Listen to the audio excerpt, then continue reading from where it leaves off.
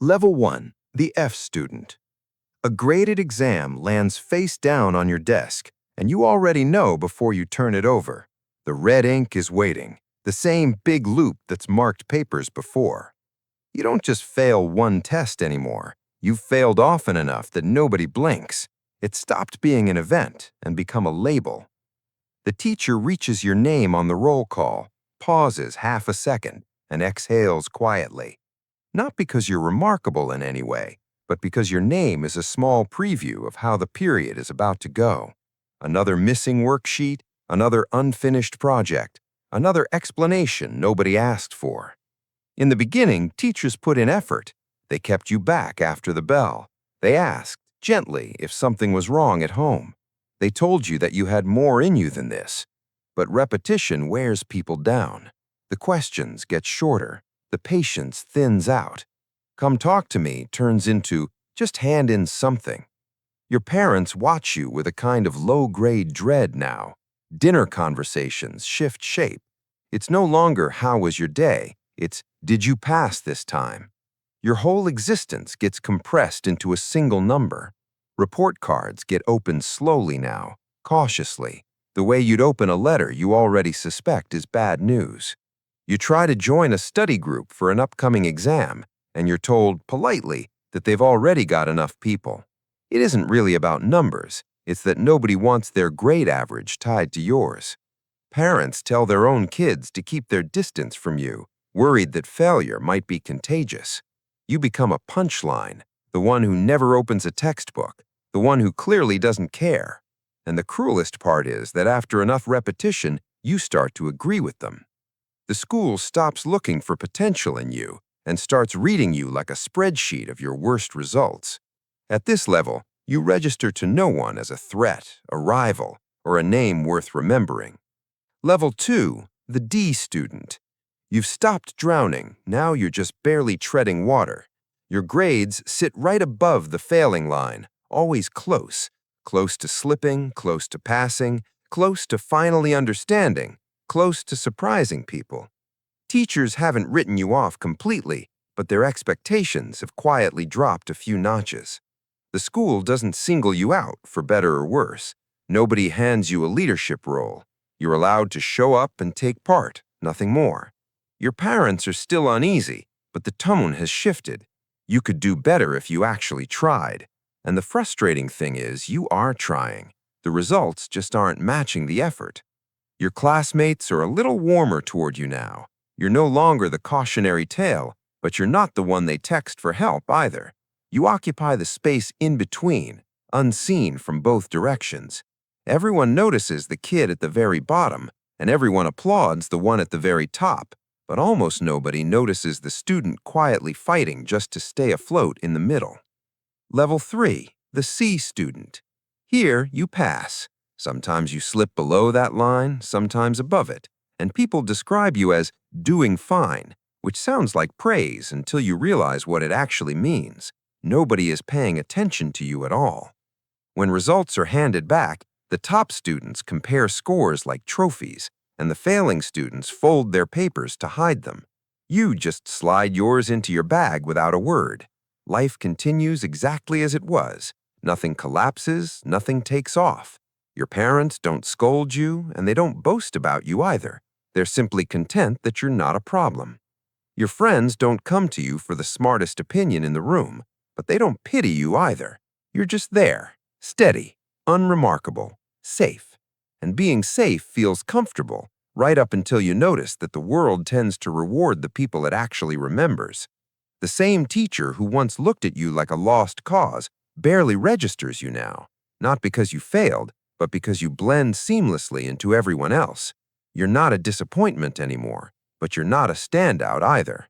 You get the same nod, the same routine treatment as 30 other kids in the room.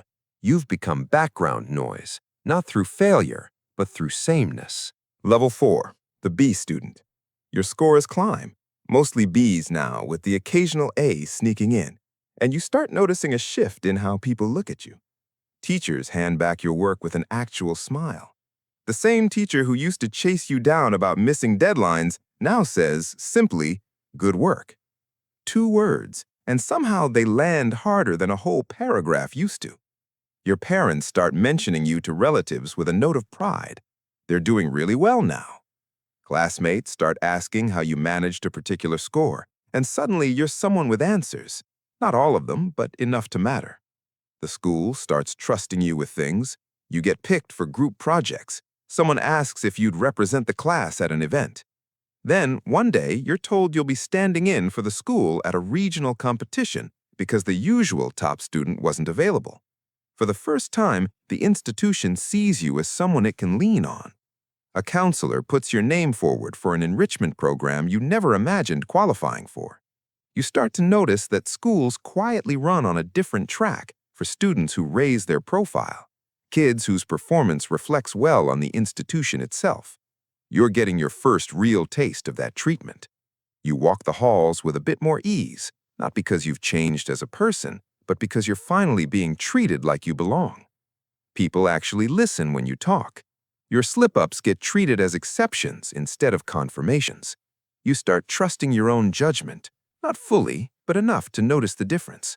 And somewhere in the back of your mind, a new thought starts forming. If things have improved this much already, what happens if you actually become the top student? Level 5, the A student. Now you're the name people already know. Your reputation arrives in classrooms before you do. When you raise your hand, the room actually quiets down to listen. Your parents don't just mention that you're doing well, they specify the exact grade, down to the percentage point in casual conversation. Your results become a topic at family gatherings. Classmates seek you out before every exam. Can you walk me through this? You've become useful, and usefulness is currency in how people treat you. Teachers hand you responsibility without waiting to be asked. Leadership roles, mentoring younger students, being held up as the example. But at this level, a strange inversion happens. You start fearing mistakes far more than you enjoy your wins. A single B shows up on an otherwise perfect transcript, and the same grade that once would have thrilled you now ruins your entire week. You stare at 5 A's and 1 B, and somehow the B is the only thing you can see. You realize, slowly, that being the top student comes with an invisible tax. People stop asking how you're doing as a person and start asking how you're performing as a metric. Did you get in? How many A's this term? Level 6, the Prodigy. Here, you're not earning A's through effort anymore. You're simply operating at the ceiling of what's measurable. Teachers and even some administrators quietly regard you as sharper than half the staff. While the teacher is still explaining a concept, you've already spotted the underlying pattern. The A student can answer the question correctly. You're the one asking why the question was framed that way in the first place. Everyone knows your name.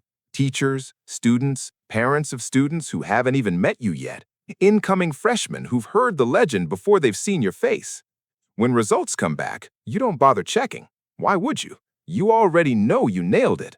The same certainty an F student carries walking in, just aimed in the opposite direction.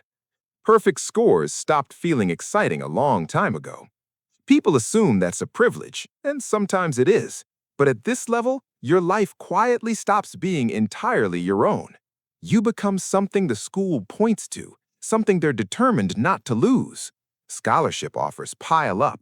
Opportunities appear that you never had to chase.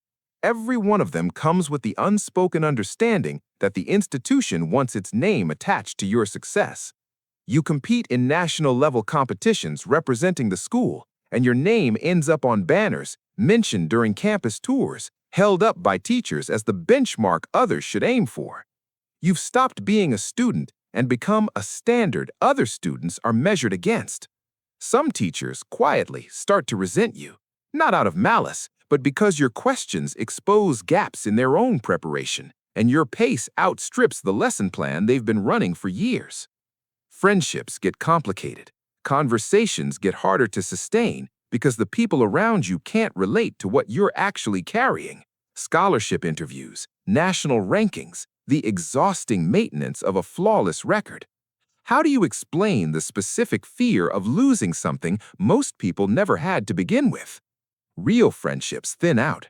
People approach you less to know you and more to extract something from you, the method the shortcut, the secret formula behind the performance. And when it becomes clear there isn't one, most of them drift away. At the bottom, no one wanted to sit next to you. At the top, no one believes they're allowed to. Different reasoning, identical isolation. Because here's the uncomfortable truth about sitting at the very top of the ranking. The better you perform, the less people actually see you, and the more they see the performance instead.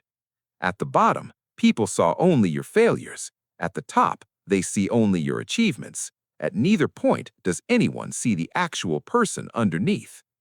And even after you've walked out of those hallways for the last time, the record you built there never quite leaves with you. Somewhere right now, a kid is stuffing a failing grade to the bottom of their bag. Somewhere else, a prodigy is filing away another perfect score. Neither one feels satisfied. One has stopped checking because the number confirms what they already fear about themselves. The other has stopped checking because the number confirms the weight they're expected to keep carrying. And the strange, quiet truth is that both of them are chasing the exact same thing. Not a ranking, not a headline, not a cautionary tale. Just to be seen as a person, for once, instead of a score.